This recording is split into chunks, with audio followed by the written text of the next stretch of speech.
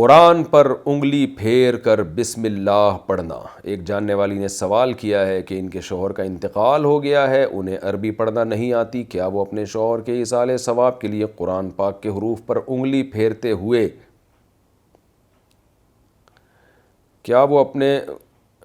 پھیرتے ہوئے بسم اللہ پڑھ سکتی ہیں؟ قرۃ العین: نہیں، ایسا نہیں ہے۔ قرآن پہ ہاتھ رکھ کے بسم اللہ پڑھنا، یہ اس کی کوئی حقیقت نہیں ہے۔ قرآن پڑھنا نہیں آتا تو سیکھیں قرآن پڑھنا، اور جب تک نہیں آتا تو دعائیں پڑھ لیں۔ ایصال ثواب تو کوئی بھی عبادت کر کے کیا جا سکتا ہے۔ سب سے بہتر تو یہ کہ اس طرح سے ایصال ثواب کیا جائے جو حدیث میں بالکل منصوص ہے اور جس پر امت کا اجماع ہے، وہ ہے صدقہ۔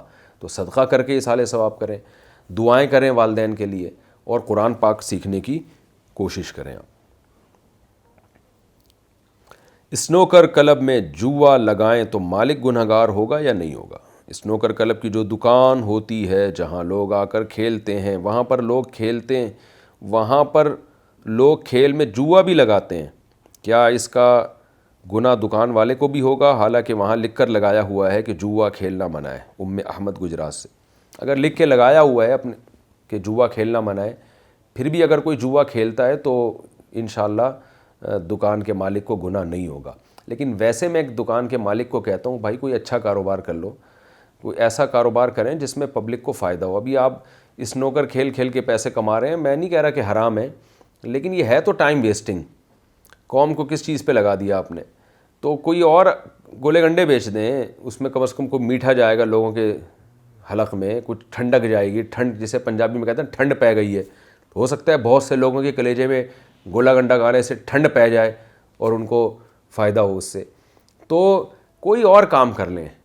تو بہتر یہ ہے، میرا مشورہ یہ جائز کام ہے مگر شریعت میں یہ کام پسندیدہ نہیں ہے۔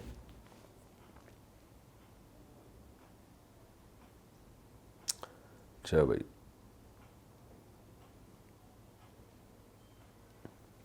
نماز کے دوران کتنے عمل کی گنجائش ہے؟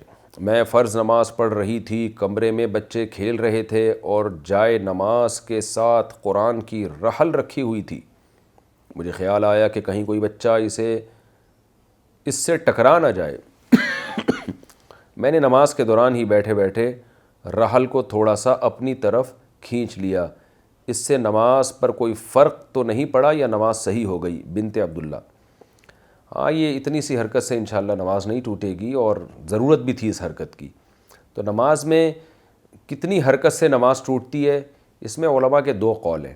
ایک قول تو یہ ہے کہ بعض علماء کہتے ہیں کہ 3 دفعہ جلدی جلدی آپ نے ہاتھ ہلا لیے، کیونکہ اس بارے میں حدیث میں واضح طور پہ ہمیں کوئی مقدار نہیں ملتی ہے کہ کتنی حرکت سے نماز۔ یہ تو سب کا اجماع ہے کہ نماز میں حرکتوں سے نماز ٹوٹتی ہے، یعنی حرکت سے میری مراد ہے نماز کے منافی جب کوئی کام کیا جائے، تو ظاہر ہے حرکت کرنا بھی نماز کے منافی ہے نا، تو ایک حد تک تو اس کی گنجائش ہے۔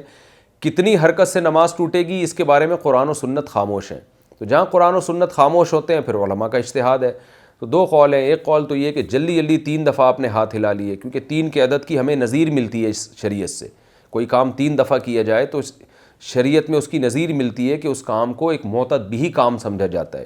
جیسے موسیٰ علیہ السلام نے 3 دفعہ سوال پوچھا تھا تو حضرت خضر علیہ السلام نے فرمایا اب تیسری دفعہ میں معاف نہیں ہوگا آپ کو، اور کہا کہ ہذا فراق بینی و بینک۔ تو بہت جگہوں پر شریعت نے 3 کے عدد کو معتبر مانا ہے۔ تو بعض علماء نے اس سے استثناء کی ہے کہ اگر نماز میں آپ نے وقفے سے 3 دفعہ حرکت کی تو پھر تو نماز نہیں ٹوٹے گی، لیکن جلدی جلدی کر لی تو ٹوٹ جائے گی۔ لیکن اس بارے میں جو دلیل کے لحاظ سے راجح قول معلوم ہوتا ہے وہ یہ کہ کوئی خاص مقدار نہیں ہے، اتنی حرکت جس سے باہر سے اگر کوئی دیکھنے والا آئے تو یہ سمجھے کہ یہ بندہ نماز میں نہیں ہے، تو ایسی حرکت کو نماز کے منافی سمجھا جائے گا۔ جیسے بعض لوگ کھڑے ہوئے ہوتے ہیں، آپ نے دیکھا یوں یوں یوں کر رہے ہوتے ہیں، ایسے ہی ہل رہے ہوتے ہیں مسلسل، اچانک اس دوران کوئی باہر سے بندہ آ جائے تو وہ یہ سمجھے گا شاید یہ نارمل کھڑا ہوا ہے، نماز ہی نہیں پڑھ رہا۔ تو اتنی کثرت سے حرکت ہو کہ دیکھنے میں یہ لگے کہ یہ گویا نماز میں ہے ہی نہیں، تو ایسی حرکت کو حرکت کثیر کہا جائے گا۔ تو آپ نماز پڑھتے پڑھتے آپ نے اگر تھوڑی سی رحل اپنی طرف کھینچ لی تو یہ ایسی حرکت میں داخل نہیں ہے، اور اس کی ضرورت بھی تھی، اس لیے اس سے انشاءاللہ آپ کی نماز ادا ہو جائے گی۔